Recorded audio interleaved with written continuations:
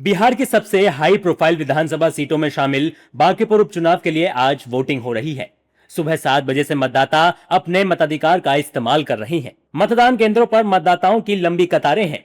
युवा हो या बुजुर्ग, हर कोई लोकतंत्र के इस महापर्व में बढ़ चढ़कर हिस्सा ले रहा है। इस उपचुनाव का सबसे दिलचस्प पहलू है त्रिकोणीय मुकाबला। बीजेपी के नीरज कुमार सिन्हा, जन सुराज के प्रशांत किशोर और आरजेडी की रेखा गुप्ता के बीच।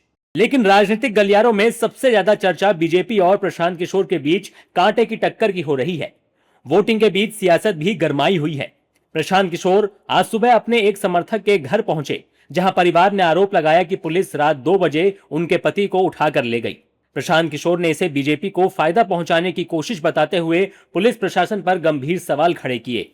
हम लोग का इतना ही कहना है कि अगर उन्होंने कुछ गलती करी है, अगर कोई गैर कानूनी काम किया है तो उन पर आप केस कीजिए, लेकिन अगर वो नहीं उन्होंने किया है तो सिर्फ और सिर्फ सत्तारूढ़ दल बीजेपी की मदद करने के लिए, सरकार की मदद करने के लिए पुलिस राजनीतिक दल बनकर जन स्वराज के कार्यकर्ताओं को पकड़कर उनको सिर्फ ये इसलिए पकड़ रही है कि वो चुनाव में कुछ न कर सके।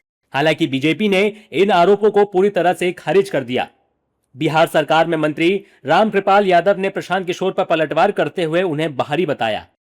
दिल्ली जो रहते हैं वही जो सलाहकार हैं, सलाहकारी का काम करिए ना। सेवक का काम तो कोई गरीब का बेटा करेगा ना।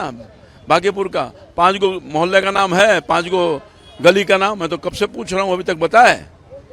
अरे बाहरी आदमी कैसे चुन लेगा भाई? जो गरीब होगा, सुख दुख का साथी होगा, उसी को ना चुनेगा। सब लोगों ने तय कर लिया है अब की बार फिर कमल ही छाप नीरज सिन्हा को जिताने के लिए। बीजेपी लगातार बांकीपुर सीट से भारी बहुमत से जीत का दावा कर रही है।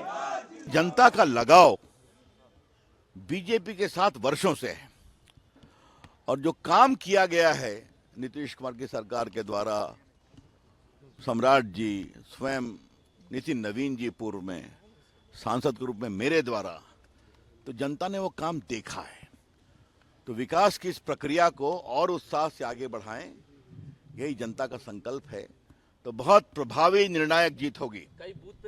और चुनाव लोकतंत्र का उत्सव होता है, तो इस उत्सव में, इस पर्व त्योहार में सब लोग आ रहे हैं और वोटिंग कर रहे हैं, अपने मताधिकार का प्रयोग कर रहे हैं। और इस मताधिकार का प्रयोग होगा और आगामी 3 तारीख को जब नतीजे आएंगे, जब बस्ते खोलेंगे, तो आप देखेंगे कि ये डबल नहीं ट्रिपल इंजन दिल्ली में हमारी सरकार, बिहार की राजधानी पटना में और बांकीपुर में भी ट्रिपल इंजन की सरकार बनेगी। लेकिन इस चुनावी शोर से दूर सबसे अहम आवाज वोटरों की है। कोई विकास के नाम पर वोट दे रहा है तो कोई रोजगार और स्थानीय मुद्दों को प्राथमिकता बता रहा है। सबसे पहले तो मेन हम लोग का ये एम्प्लॉयमेंट है, क्योंकि यूथ के लिए सबसे ज़्यादा एम्प्लॉयमेंट ज़रूरी है। क्योंकि जब तक एम्प्लॉयमेंट नहीं होगा, डेवलपमेंट की ओर हम लोग अपना ये कदम नहीं उठा पाएंगे। तो एम्प्लॉयमेंट है, फिर वुमेन सेफ्टी के लिए भी सबसे ज़्यादा ज़रूरी है, और थर्ड हमारा ये एजुकेशन है।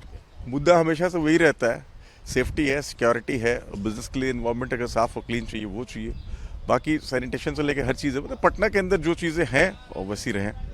बांकीपुर में मतदान जारी है। नेता अपनी अपनी जीत का दावा कर रहे हैं। आरोप प्रत्यारोप भी जारी है, लेकिन असली फैसला ईवीएम में कैद हो रहा है। और 3 अगस्त को जब नतीजे आएंगे, तब साफ होगा कि बांकीपुर की जनता ने कमल पर भरोसा जताया है या प्रशांत किशोर की नई राजनीति को मौका दिया है।